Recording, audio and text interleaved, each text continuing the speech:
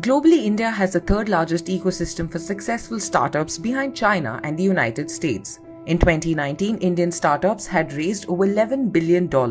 This was 55% higher than 2018 in value and 30% higher in deal volume. But COVID-19 brought with it global lockdowns, closed borders, and stuck funds. It's a tough time for small businesses. Just thinking about what's happened to the economy. We know GDP has shrunk worldwide, and small business contribute over 30% to India's country's output, right, and a big contributor to GDP. Second largest source of employment after agriculture, right? So it's really the backbone of the country.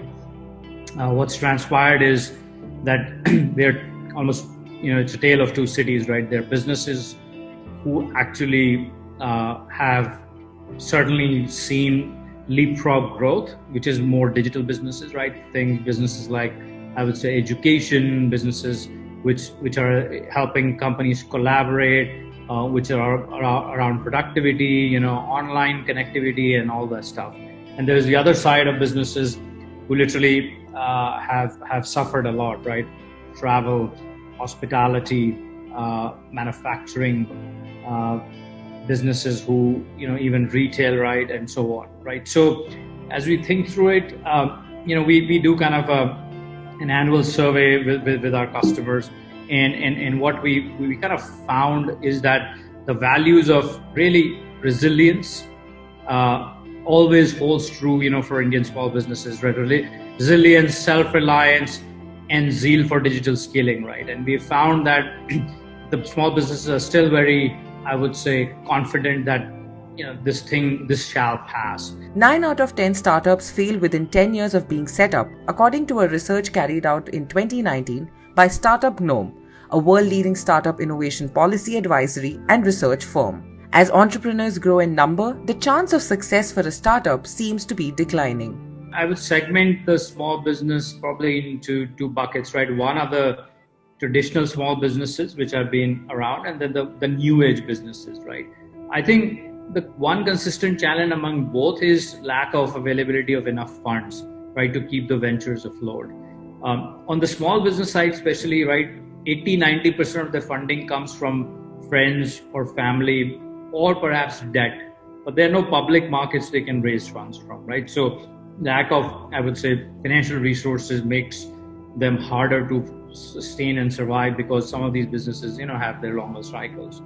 Second, I think, is limited understanding and knowledge of digital technology on the small business side, because they constantly struggle to basically understand, as I talked about before, about what are the tools they should buy and how can they attract and retain digitally savvy talent, which heavily impedes the rate at which they can adopt emerging technology. And then thirdly, I think in India, most of the people in tier 1 cities have access to internet and all the required tools and services, right? I think tier 2, tier 3 cities are now getting that access, but in the past, perhaps, that access was slow. But with the recent initiatives of the government, we see the Digital India, coming along. With the internet's growing presence in everyone's lives, the importance of the internet and of being online for a business cannot be overemphasized. These large numbers of connected users provide every small business with a potential customer base that it just cannot ignore. Indian small businesses and startup impacted so quickly, right, due to this, the current pandemic lockdowns. Many work to pivot online to stay connected with consumers and continue running their businesses, right? Despite this, as I shared earlier, out of all the 60 million small businesses present in India, only 1/3 of them have any kind of online presence, even now. For most small businesses in the country, building an online presence equates to, as I said, maybe going on a channel rather than building your own website. So we are constantly working towards helping Indian small businesses and entrepreneurs get online, grow online, by providing an integrated suite of easy to use, affordable online tools and solutions. For example, by creating awareness about significance of building a business website through our multilingual marketing campaigns, or by providing digital skillings to help them and succeed in new era, right? I mean, we've done a lot of educative work our marketing campaigns. We do marketing campaigns in multiple languages. We do marketing campaigns through multiple channels, right? Whether it's TV or radio or print or YouTube or social media and or word of mouth, right? Through customer testimonials, right? We talk about our customer stories very openly about, hey, if somebody was offline, they came online. How did it change? Our brand ambassador, MS Dhoni, we've done some great work with him, because when we signed on, we created a character called Business Bhai with him, and we called it business and not business, because we were trying to target tier 2, tier 3 cities, and we realized that in these smaller towns, everybody looks up to some successful small businessman who has done well, and they want to get advice and mentorship and feedback from that person.